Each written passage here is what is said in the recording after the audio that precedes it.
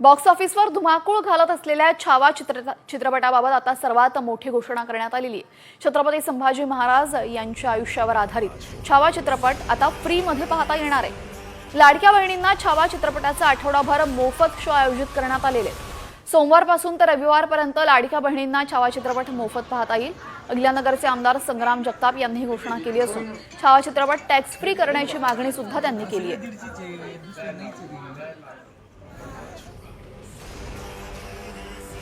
महाराष्ट्रातल्या प्रत्येक व्यक्तीने हा छावा चित्रपट पाहिलाच पाहिजे असा माझा एक फार आग्रह आहे।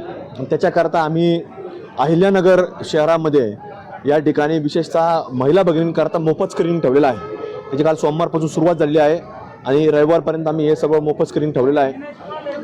आणि याच्यामध्ये टॅक्स फ्री झाला तर निश्चित जे दर आहेत त्याच्यामध्ये आपल्याला थोडी तफावत झाली पाहायला मिळेल, कमी झाले पाहायला मिळतील आणि त्यामुळे सर्वसामान्य वर्ग देखील कुठेतरी मल्टीप्लेक्सला जाऊ शकतो, अशा प्रकारचा निर्णय होऊ शकतो। त्यामुळे सरकारने तो निर्णय घ्यावा।